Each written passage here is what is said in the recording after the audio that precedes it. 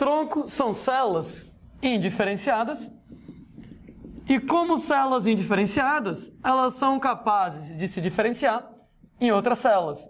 Então, elas são capazes de originar outras células. Por que o nome delas é células-tronco, né? Gente, é aquela criatividade que só os biólogos têm, né? Para dar nomes que não tem nada a ver. A célula-tronco é capaz de originar a célula fulana, cicrana, beltrana. E alguém cismou que isso aqui parecia uma árvore, né? Eu tenho os galhos da árvore, o tronco da árvore, daí o nome célula-tronco aqui na brincadeira. Vem cá, células-tronco podem originar outras células. Elas podem originar qualquer tipo de célula do corpo da gente? Resposta: depende do tipo de célula-tronco. Nem toda célula-tronco pode originar todas as células. Depende do tipo de célula-tronco. Células-tronco podem ser unipotentes, une1, quando elas só podem originar um tipo de célula. É o que acontece, por exemplo, com aquelas células que eu estava descrevendo anteriormente, os mioblastos, que vão lá, gente, originar somente miócitos, somente células musculares. É o caso lá dos astrócitos, que pode originar somente neurônios e apenas neurônios. De modo geral, células-tronco unipotentes só podem originar células do próprio tecido ao qual elas pertencem. Então, originar células só de músculo ou somente células de tecido nervoso e daí por diante. Células-tronco podem ser oligopotentes. Ora, oligo quer dizer poucos, né? Células-tronco oligopotentes, elas originam poucos tipos de célula. E quando a gente fala em células-tronco oligopotentes, né, um exemplo interessante, voltaremos a falar desse cara lá nas aulas sobre tecido conjuntivo, é uma célula chamada de célula mesenquimal indiferenciada. As células mesenquimais indiferenciadas, oligo, poucos, pode originar 4 tipos de células do tecido conjuntivo. Fibroblastos, principal célula do tecido conjuntivo. Condroblastos, células do tecido conjuntivo que vão originar cartilagem. Osteoblastos, células do tecido conjuntivo que vão originar osso. E lipoblastos, células do tecido conjuntivo que vão originar tecido adiposo. Existem células-tronco chamadas de multipotentes. Ora, multi agora quer dizer vários. Então, essas aqui originam vários tipos de célula.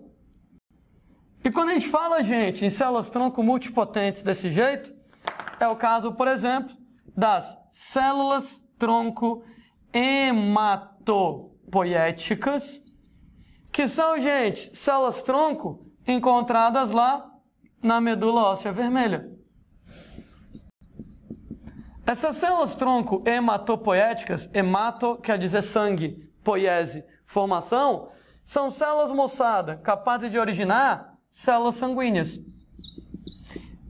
Quando eu falo em células sanguíneas, tem vários tipos de células sanguíneas. Tem lá as hemácias, que são os glóbulos vermelhos. Tem as células que originam as plaquetas. Gente, tem lá os leucócitos, que são os glóbulos brancos. E só de leucócitos, tem vários tipos de leucócitos. Por isso eu vou dizer que uma célula multipotente origina vários tipos de células. Células-tronco hematopoéticas são encontradas na medula óssea vermelha, também são encontradas em placenta, também são encontradas em cordão umbilical. Ora, todo mundo já ouviu falar de banco de placenta, banco de cordão umbilical? Tecnicamente você não guarda a placenta do bebê, o cordão umbilical do bebê, mas o sangue da placenta, o sangue do cordão umbilical, gente, é a mesma coisa, certo? E você vai guardar isso aí para poder guardar células-tronco, para no dia que Deus me livre, a criança ter um problema, eu posso utilizar essas células-tronco do sangue do cordão umbilical que está guardado para poder tratar determinadas doenças. Toma cuidado, que às vezes quando você escuta alguém falando sobre isso, o cara dá a entender que essas células-tronco lá do cordão umbilical pode originar qualquer tipo de célula e elas não podem originar qualquer tipo de célula. Elas podem originar vários tipos de células, entretanto, especificamente no caso do cordão umbilical, somente células sanguíneas. Então isso aqui não é a cura para todos os males. Isso aqui, moçada, não tem como curar um infarto, porque o infarto tem a ver com a morte de células musculares cardíacas. E a célula do cordão umbilical só pode virar sangue. Não tem como curar um AVC, porque o acidente vascular cerebral implica na morte de neurônios. E as células tronco de cordão umbilical só podem produzir células sanguíneas. Então, na verdade, a validade, a utilidade das células tronco de cordão umbilical é extremamente limitada. Não pode originar qualquer coisa, somente células sanguíneas. Não pode ser usado para tratar qualquer doença, somente algumas doenças de sangue, sendo, moçada, que a principal delas corresponde lá à leucemia. Leucemia, gente, corresponde ao câncer de medula óssea. E o tratamento de leucemia, o tratamento do câncer de medula óssea, ele envolve duas etapas. No primeiro momento, gente, radioterapia, quimioterapia. Radioterapia, uso de radiação para destruir o câncer. Quimioterapia, uso de substâncias químicas para destruir o câncer. E com isso, você mata o câncer. O grande problema dos tratamentos do câncer é que eles não conseguem distinguir bem o que é uma célula cancerosa do que é uma célula saudável. O que quer dizer? Que o mesmo tratamento que mata o câncer, infelizmente, também mata a medula óssea saudável do indivíduo. E o resultado, gente, que o cara vai precisar de uma medula óssea nova, ou seja, ele vai precisar de um transplante de medula óssea. Gente, às vezes, o transplante de medula óssea é um problemão, porque muitas vezes eu não tenho um doador compatível de medula óssea. Eu não posso colocar qualquer doador de medula óssea para você. Tem que ser um doador de medula óssea compatível com você, para exatamente não ter rejeição por parte do sistema imunológico. Tem algumas pessoas que têm leucemia, entre aspas, sortudas, né? No caso lá, menos azaradas, porque tiveram leucemia, mas sortudas no sentido de que elas descobrem a leucemia muito cedo, antes da leucemia ter se espalhado pelo corpo inteiro. Então, por exemplo, você tem leucemia numa determinada área da medula óssea, mas em outra não. Nesse caso, você pode fazer então um autotransplante. Ou seja, suponha, por exemplo, que o câncer está restrito à medula óssea de uma determinada área. Eu vou em outra área onde eu não tenho câncer, vou lá e tiro células da medula óssea do próprio indivíduo que não foram afetadas pelo câncer e guardo. Deixo essas células guardadas, vou lá, faço a químio, elimino o câncer, elimino a medula óssea, e ao invés de eu ficar desesperado atrás de um doador compatível de medula óssea, eu pego as células tronco de medula óssea do próprio indivíduo que eu tirei antes da quimioterapia e coloco nele. Autotransplante. E aí, nessa brincadeira, o risco de rejeição, zero, né? Então, se o cara tiver a sorte, né, de descobrir a leucemia cedo, antes dela ter se alastrado, tem uma região onde você não teve ainda o câncer se alastrando para aquela área. Então, eu pego lá, tiro as células tronco daquela região, né, guardo elas e depois reutilizo no autotransplante, sem que haja risco de rejeição. Agora sim, não é todo mundo que tem essa sorte de conseguir diagnosticar a leucemia cedo para fazer um autotransplante e não ter que se preocupar com o doador de medula óssea. Na maioria das vezes, quando você descobre a leucemia, ela já se alastrou para várias regiões do corpo e aí, moçada, você vai precisar de um doador de medula óssea que não seja você mesmo. Lembrando, né, que quem dá compatibilidade de medula óssea são moléculas lá no glicocálix, né? Na aula de membrana, a gente falando do glicocálix, que tem a ver com reconhecimento celular, as chamadas MHC, as chamadas moléculas de histocompatibilidade, e as MHCs, as moléculas de histocompatibilidade, elas dão exatamente a compatibilidade na hora de fazer um transplante de medula óssea. Seu pai, sua mãe, seus irmãos, cada um deles tem 50% de chances de ser um doador compatível de medula óssea com você. Você pega lá seus tios, seus avós, 25%. Seus primos, 12,5%. Notem que quanto mais distante o grau de parentesco, menor a probabilidade de você encontrar uma compatibilidade de medula óssea. Notem que com os primos é 12,5%, tios e avós 25%, Pai, mãe, irmãos, 50%. E notem que, infelizmente, mesmo pai, mãe, irmão, não é 100% de chances de ser doador de medula óssea. E é por isso que, às vezes, você vai atrás de um doador de medula óssea na família e não tem nenhum doador de medula óssea compatível com você na sua família. É nessa hora, moçada, que a gente pode apelar para o chamado REDOME. Ele é o Registro Nacional de Doadores de Medula Óssea. Inclusive, aproveito para fazer um convite aí para você. Você que não é cadastrado como doador de medula óssea, se cadastre como doador de medula óssea, né? Doe sangue, né? Aproveite, se cadastre como doador de medula óssea, que alguém pode estar precisando lá da sua ajuda, pode estar precisando da sua medula óssea para fazer um transplante de medula óssea. Não se preocupe, que quando você fizer o registro, o cadastro, ninguém vai mexer na sua medula óssea no primeiro momento. O cara vai lá, pega um pouquinho de sangue, bem pouquinho, semelhante a um exame de sangue, e nesse pouquinho de sangue que vão coletar de você, vão analisar as suas MHC, as suas moléculas de histocompatibilidade, os seus marcadores genéticos, para saber quem são as suas MHC, e vão deixar lá no cadastro do registro de doadores de medula óssea. No dia que alguém estiver precisando da sua medula óssea, vão entrar em contato com você. Tem um cidadão aqui que está precisando da sua medula óssea. Quer ajudar? E, gente, você não é obrigado a ajudar. Se você quiser, você não precisa doar a medula óssea. Não quero doar a medula óssea, pode deixar o cara morrer. Não, pelo amor de Deus, você não vai fazer isso não, né? Claro que você vai ajudar lá a pessoa, mas eu estou dizendo que você não é obrigado. Se por algum motivo você mudou de ideia e não quiser doar a medula óssea, claro que você não precisa doar. Mas, poxa, você vai estar salvando a vida de alguém. Inclusive, uma vez que você vai lá e doa a medula óssea para alguém, salve a vida de alguém, você pode fazer merda pro resto da vida, que seu lugar no céu está garantido.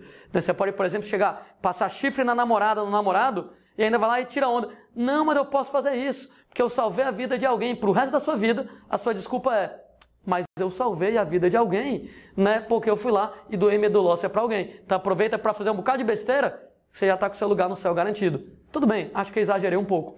De qualquer maneira, fato é uma puta de uma boa ação, você vai estar salvando a vida de alguém. Realmente, quando a gente fala em doar medula óssea, a galera se assusta um pouco. Tem duas maneiras de fazer isso.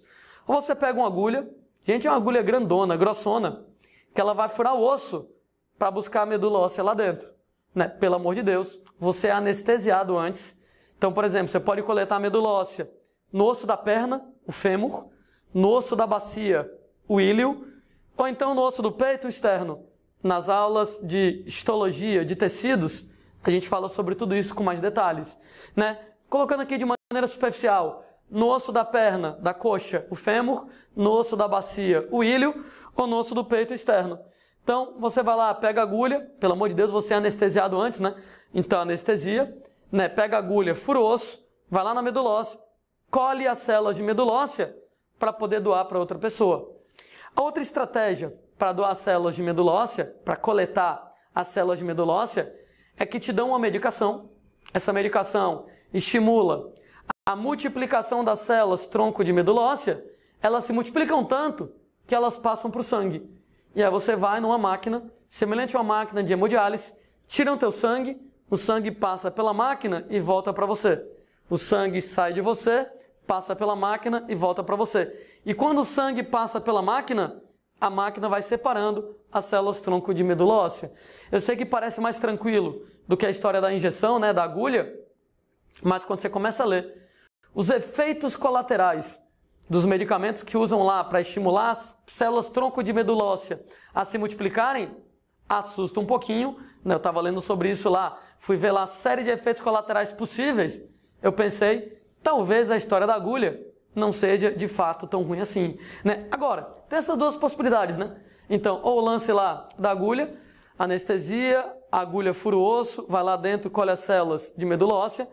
Né? Nunca fiz isso, né? Conheço pessoas que já fizeram. Diz que a pessoa fica meio dolorida durante um tempinho, mas volto a dizer, você salvou uma vida, compensa.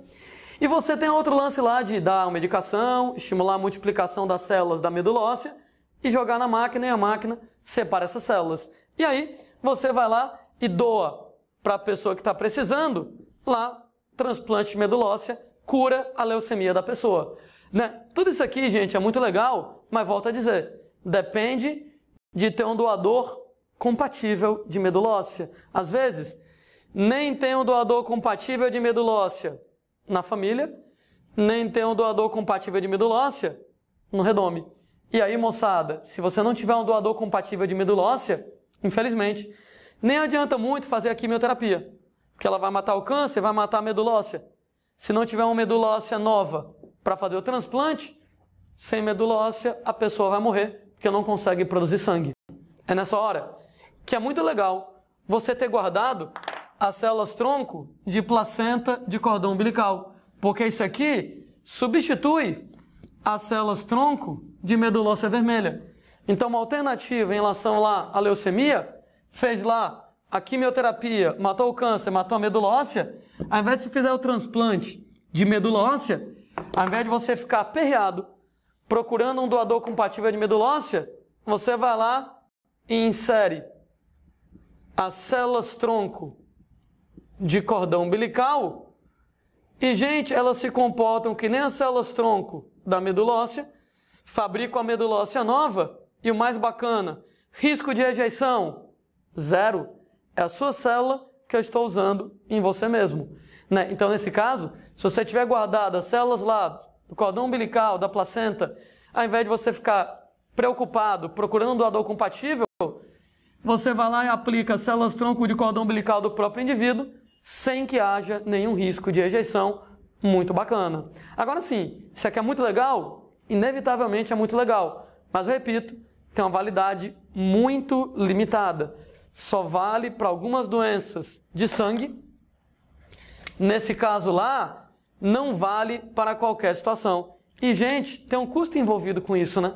Tem um custo de você coletar as células tronco e tem um custo de você manter as células tronco lá no banco de cordão umbilical, congelados. Né? Alguns anos atrás lá, eu tive meu primeiro filho lá, né? E nessa brincadeira, né, eu fui pesquisar, né, os valores, né, quanto era para coletar, né, as células tronco de cordão umbilical lá, quanto era para poder guardar as células tronco de cordão umbilical. Né? Naquela época, alguns anos atrás, né, era na casa de R$1.000 para poder coletar as células tronco de cordão umbilical na hora do parto e mais ou menos uns R$1.000 por ano para você guardar as células tronco congeladas no banco de cordão umbilical. Ô Landinho, guarda durante quanto tempo? O tempo que você quiser. Se você de repente quiser esse seguro saúde lá para sua criança, para o seu filho, para o resto da vida do indivíduo, da criança, do adulto, você vai ter que pagar R$1.000 por ano para poder manter isso. Gente, não sei vocês, mas eu acho isso caro, né? Eu sei que nesse caso lá, para algumas pessoas é tranquilo, mas para a maioria das pessoas não é muito acessível. Para uma validade muito limitada, para uma utilidade muito limitada. Porque se de repente pegar esse valor todo, é só, bem dizer, no caso da criança ter leucemia ou algumas outras doenças semelhantes. Um infarto não vai ajudar, um AVC não vai ajudar. Então, se você tiver dinheiro sobrando, beleza.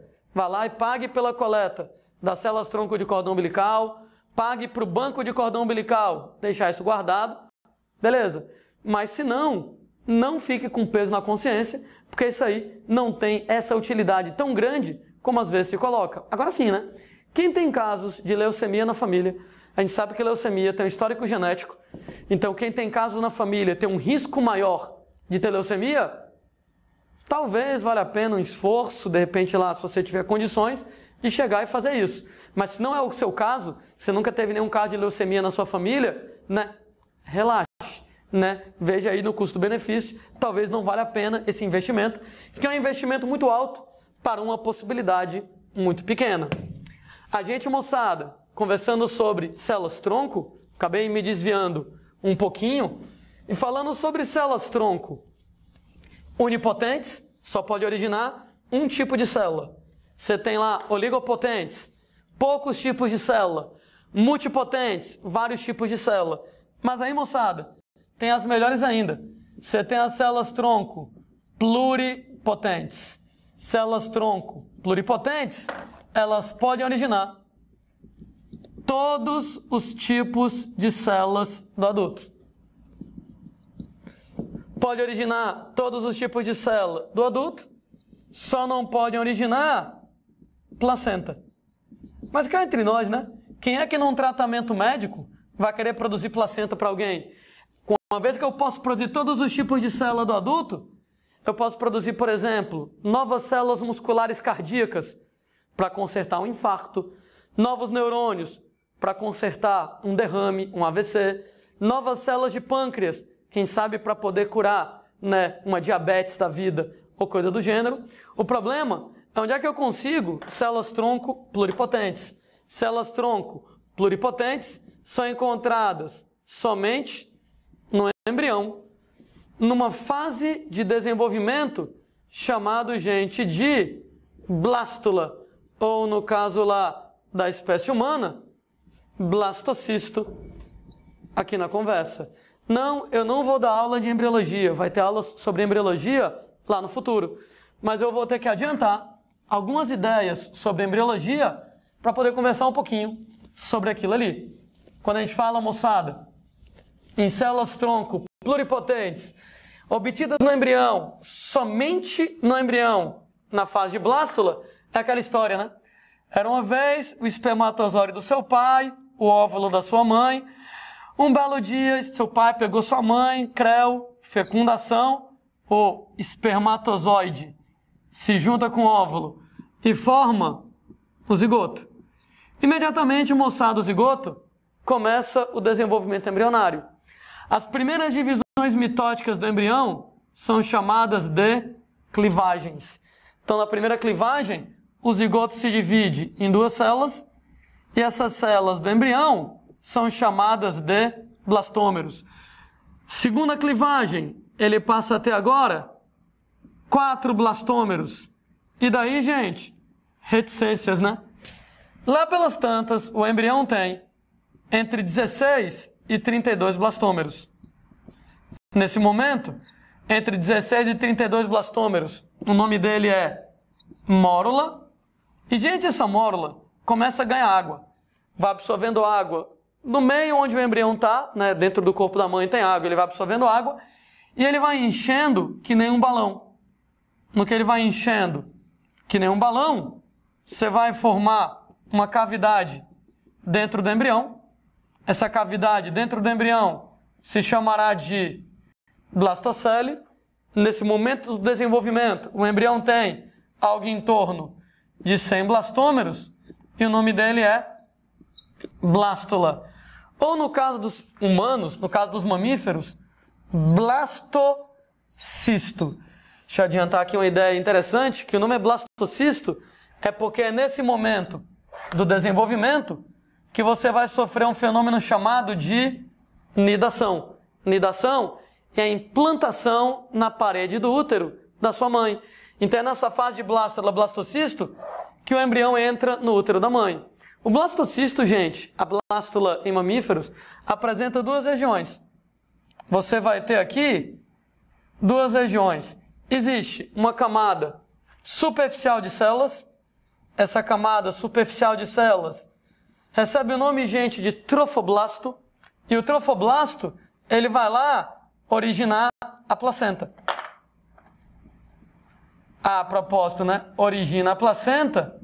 Deixa eu colocar aqui outra ideia interessante. É o trofoblasto que vai produzir o famoso HCG, né? O hormônio gonadotrofina coriônica em humanos. Aquele hormônio, né, gente? Que ele é usado lá nos testes de gravidez. Se você fizer lá um exame de sangue, de urina numa mulher e tiver HCG, é porque tem um bebezinho lá dentro. Porque quem produz isso não é a mulher. Quem produz isso é o bebê. Então, o trofoblasto origina a placenta. Existe uma massa de células interna chamada de embrioblasto. E o embrioblasto, ele vai lá originar, formar o embrião. E é exatamente, moçada, no embrioblasto que nós vamos ter células-tronco pluripotentes. Ou seja, células-tronco que podem originar todas as células do indivíduo adulto, pele, músculo, osso, cérebro, só não pode originar a placenta, né? Porque na fase de embrioblasto, a gente já separou o trofoblasto origina a placenta. O embrioblasto origina, nesse caso lá, o embrião, as células-tronco pluripotentes. A gente tem que as células-tronco pluripotentes, então elas originam todos os tipos de células do adulto, só não pode originar placenta, porque a placenta vem do trofoblasto, somente no embrião, na blástula, né?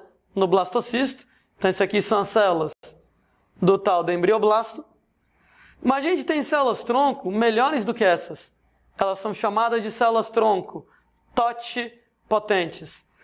Ora, o nome TOT quer dizer tudo. Células-tronco totipotentes, elas originam todos os tipos de célula do indivíduo. Gente, todos de todos. Todas as células do adulto, incluindo placenta, todas de todas de todas. São as células-tronco mais bacanas, elas podem originar tudo, e elas são encontradas somente no embrião até a fase de mórula. Opa, olha que interessante pra gente. Voltando aqui para o nosso esquema, na blástula, no blastocisto, as células-tronco são pluripotentes. Então, da linha tracejada para frente, as células-tronco no embrioblasto são pluripotentes, as da blástula, elas são pluripotentes. Da linha tracejada para trás, as da mórula, elas são células-tronco totipotentes aqui na brincadeira. Ei, gente, da mórula para trás, né? Quer dizer que o zigoto é totipotente. Esses 2 blastômeros são totipotentes. Essas 4 blastômeros são totipotentes. A mórula é totipotente. Então, até a fase de mórula, as células-tronco são totipotentes, podem originar tudo no embrião. Entretanto, a partir da fase de blástula, eu começo a dividir um pouco. Trofoblasto origina a placenta, embrioblasto origina o embrião, e no embrioblasto, as células-tronco pluripotentes aqui na brincadeira. Chama atenção, moçada, nesse caso, que tanto as células-tronco pluripotentes somente no embrião, nesse caso, o embrião na blástula, lá no blastocisto. E as totipotentes também somente no embrião, sendo que nesse caso, somente no embrião até a fase de mórula. Esses 2 tipos de células, gente, tanto as pluri quanto as tot, são encontradas somente no embrião, e elas são chamadas então de células-tronco embrionárias. A gente vai ficar abreviando daqui para frente com o nome de CTE, células-tronco embrionárias. Elas são os blastômeros. E, gente, elas são as células-tronco mais bacanas. Promessas enormes para a medicina no futuro. No futuro a gente imagina situações do tipo, né? Deus me livre, o cara teve um infarto, tá precisando lá consertar o coração porque células cardíacas morreram. Que tal utilizar células-tronco embrionárias? Ou pluri ou tot. Elas podem originar qualquer célula adulta, inclusive células cardíacas, para você chegar e consertar o coração do amigo. Inclusive, gente, nós temos pesquisas feitas com isso, mostrando que células-tronco embrionárias, elas são Maria vai com as outras, né? Como a gente fala aqui no Ceará. Bote ela num canto, que ela vira o que está naquele canto. Se você botar no coração, vira coração. Se você botar no cérebro, vira cérebro. Vira célula cardíaca, vira célula nervosa, e aí vai. Então a gente imagina no futuro que o cara teve um infarto, e nessa brincadeira a gente vai lá e injeta células-tronco embrionárias. Essas células-tronco embrionárias viram células cardíacas e conserta o infarto. O cara teve um AVC, a gente injeta células-tronco embrionárias, elas viram neurônios e consertam o AVC do cara. Ou seja, as possibilidades, elas são muitas. Qual é o problema? Como obter essas células-tronco? Essas células-tronco, elas são fantásticas. Elas podem originar todas as células do adulto ou todas as células de todas, mas elas são encontradas somente no embrião. E, gente, ninguém aqui mais é um embrião, né? Então, ninguém mais tem células dessas. E aí, para você conseguir esse tipo de célula, você vai ter que ir atrás de um embrião. Né? Normalmente, como é que você faz para ir atrás de um embrião para você conseguir células-tronco embrionárias? Elas são obtidas em embriões descartados de clínicas de fertilidade. De clínicas de fertilidade. Ok, não deu para entender? Explicando um pouquinho melhor como é que a coisa funciona. Né? Imagina que você tem lá um casal que está com dificuldade de engravidar, então você vai apelar para o bom e velho bebê de proveta. Eu já tinha falado sobre isso em aulas anteriores, mas faço questão de repetir algumas ideias. Né? O bebê de proveta, a chamada fertilização in vitro, nesse caso no tubo de ensaio, né?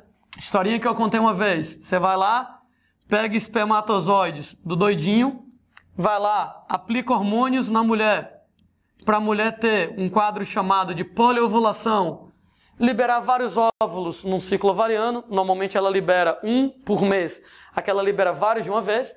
Você vai lá, coleta os óvulos da menina e bota no tubo de ensaio. Na proveta, no tubo de ensaio in vitro, no vidro, você tem a fecundação, forma o zigoto, forma o embrião. E, gente, quando esse embrião estiver lá num determinado estágio, normalmente na fase de mórula, você vai lá e coloca na barriga da mulher, ou da própria mãe, ou de uma mãe de aluguel, numa barriga de aluguel, e quando estiver lá na fase de blástula, entra na parede do útero e o bebê então vai se desenvolver. Imagine, por exemplo, que você coletou 10 óvulos aqui na brincadeira. Desses 10 óvulos que você coletou, você fabricou então aqui 10 embriões. Ô, gente, você vai colocar 10 embriões na barriga da mulher? Claro que você não vai colocar 10 embriões, né? O índice de sucesso dessa técnica, ele é na casa de 25%. Então, tradicionalmente, a galera colocava 4 embriões, faz as contas comigo, né? 4 embriões com 25% de chances de dar certo, 25% de 4, quer dizer que um bebê vai nascer exatamente como você quer. Agora, claro, né? Às vezes nenhum dos embriões se desenvolvia, às vezes desenvolve os 2, os 3, os 4, né? Quando você faz essa técnica aqui, aumenta a chance de você ter filhos gêmeos, né? Normalmente, 25%, um bebê desenvolve. Só que às vezes, 2, 3, às vezes os 4 embriões se desenvolvem. Certa vez eu estava dando essa aula, né? Eu fui comentar sobre isso, aí um moleque levantou a mão, professor lá em casa, foi bebê de proveta, foi nesse esquema.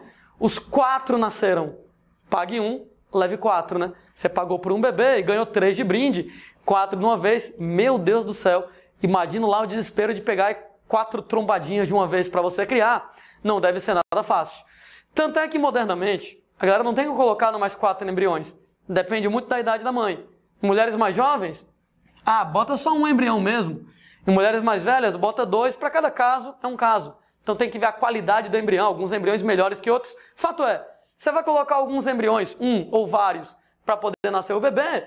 E imaginem, moçada, que você colocou os embriões e ainda sobraram, sei lá, 6 embriões. O que é que você faz com esses embriões que sobraram? Guarda. A gente mantém eles congelados. Aquela técnica de criogenia, onde você deixa os bichinhos congelados lá em nitrogênio líquido, né? Que acaba conservando eles. Porque no dia que a mulher quiser engravidar de novo, não precisa fazer a esculhambação toda de novo. Não precisa coletar os espermatozoides do doidinho, aplicar hormônio na mulher, poliovular, coletar os óvulos, colocar no tubo de ensaio, fazer os embriões. Não precisa fazer tudo isso. Você pega um embrião que está congelado, descongela e coloca na barriga da mulher. Pronto. Agora tem um detalhe, né? Quanto mais tempo de congelamento, menor a viabilidade do embrião. Então o embrião, à medida que ele vai envelhecendo, a viabilidade dele vai acabar diminuindo.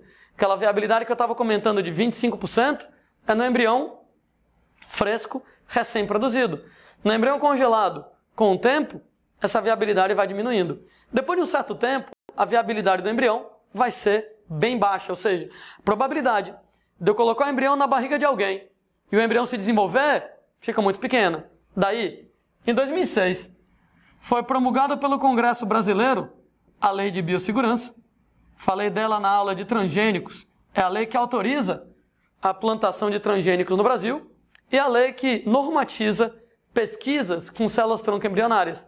Essa lei diz que embriões que estão há pelo menos 5 anos congelados em clínicas de fertilidade podem ser doados como fonte de células-tronco embrionárias para pesquisas médicas, desde que com a devida autorização dos pais. Em outras palavras, estão lá os embriões congelados há um determinado tempo, 5 anos.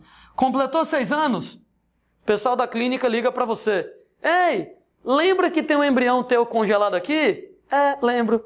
Ainda quer? Quero não. Posso doar? E aí, gente, cabe aos pais determinarem. Não dou, deixa ele aí, vou ver o que é que eu faço com ele no futuro. Ou então não, pode doar. E uma vez que ele seja doado, o embrião ele é desmontado como fonte de células-tronco embrionárias, né? Pode ser que ele esteja na mórula, células-tronco totipotentes. Pode ser que ele esteja lá na fase de blástula, células-tronco pluripotentes, mas células-tronco de altíssima qualidade. E aí você utiliza em pesquisas médicas. Entretanto, eu diria que você tem 2 problemas com isso. Problema número 1, uma vez que você vai lá e pega o embrião e desmonta o embrião como fonte de células-tronco embrionárias, o embrião morre. Infelizmente, moçada, o embrião morre.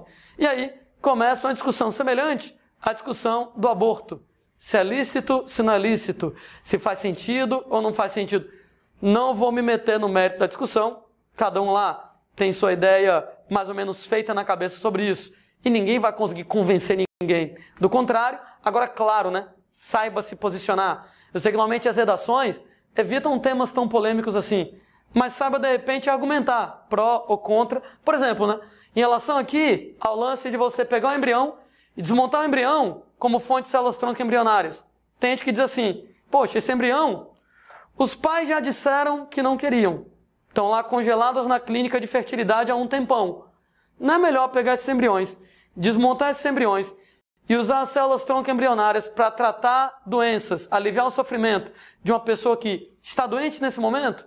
Os pais já disseram que não queriam embrião, esse embrião já tem uma viabilidade muito pequena, né? Será que não seria melhor desmontar ele e utilizar para tratar a doença de alguém? É um ponto de vista. Outras pessoas pensam, Landim, se eu colocar esse embrião, por exemplo, lá na barriga de alguém, vira um bebê?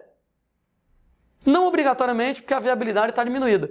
Mas sim, ele pode virar um bebê. Ah, então se ele pode virar um bebê, ele é uma forma de vida independente. Se você mexer com ele, se você desmontar ele, matar ele, para mim isso é assassinato.